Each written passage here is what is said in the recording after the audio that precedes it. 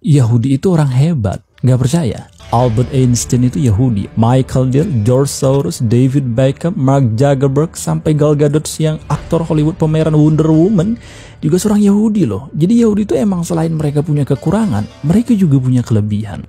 Assalamualaikum, halo. Ini adalah episode ketiga Jangan Judge Yahudi sebelum kamu tonton video ini.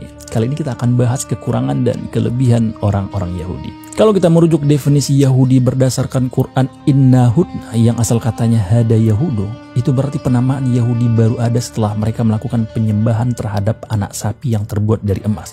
Lalu kenapa mereka menyembah patung anak sapi? Itu karena kerasnya hati dan kerasnya kepala otak mereka. Kronologisnya begini, Allah memerintahkan Nabi Musa pergi ke Bukit Tur Sina untuk menerima wahyu Taurat. Nabi Musa lalu menitipkan kaumnya pada Nabi Harun. Ia juga berpesan kepada kaumnya untuk tetap bertauhid kepada Allah dan jangan sesekali membangkang. Tebak apa yang dilakukan Yahudi? Bukannya tetap bertauhid pada Allah, mereka malah menyuruh seseorang yang bernama Samir membuat alat peraga untuk menyembah Allah. Samir yang sedari awal memang penyembah berhala udah menantikan momentum ini, maka diajaknya Yahudi untuk mengambil seluruh emas yang mereka bawa dari Mesir lalu memasukkannya ke dalam api.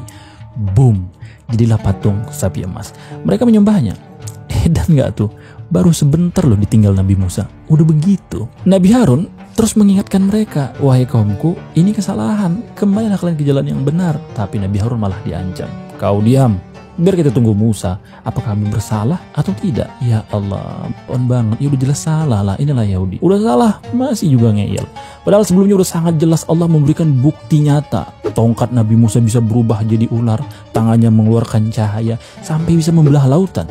Lautan loh yang dibelah. Kan banget kalau ada orang hidup zaman itu melihat betapa dahsyatnya lautan bisa terbelah tapi malah melawan perintahnya. Nggak logis. Tidak sampai di situ, ketika turun perintah jihad untuk mengambil alih wilayah yang dijanjikan, mereka juga tolak mentah-mentah, kata Yahudi. Musa, di dalam itu orangnya ngeri-ngeri. Kami nggak akan masuk ke dalam sebelum mereka keluar. Kemudian dua orang saleh dari Yahudi berkata, saudaraku, sudahlah, ayo kita masuk ke dalam, kita serbu. Selagi kita bertawakal kepada Allah, kita pasti menang kok. Musa, pokoknya selagi mereka ada di dalam, kami nggak mau masuk. Kalau kau mau pergi ke sana, ya pergi bersama Tuhanmu. Berperanglah kau berdua di sana. Kami tunggu di sini. Jehud sih, kurang ajar banget. Akhirnya Allah menghukum mereka untuk berputar-putar di satu tempat selama 40 tahun. Dari sini kita tahu kekurangan Yahudi itu. Mereka keras kepala, pembangkang, sombong, dan nggak tahu diri.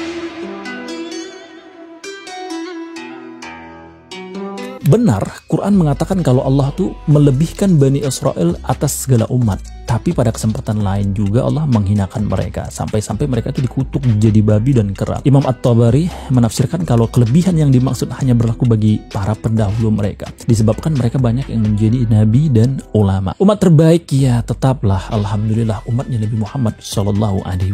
Kita, meskipun demikian untuk saat ini kita juga harus mengakui sepak terjangnya Yahudi. Banyak dari mereka memang menjadi hebat versi dunia. Padahal jumlah mereka itu sedikit banget loh, 17 juta.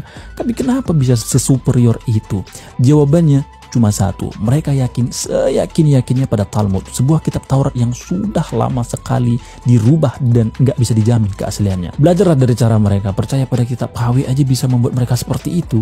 Gimana kita nih orang Islam yang 2 miliar di dunia, kita punya kitab samawi real, nggak pernah dirubah.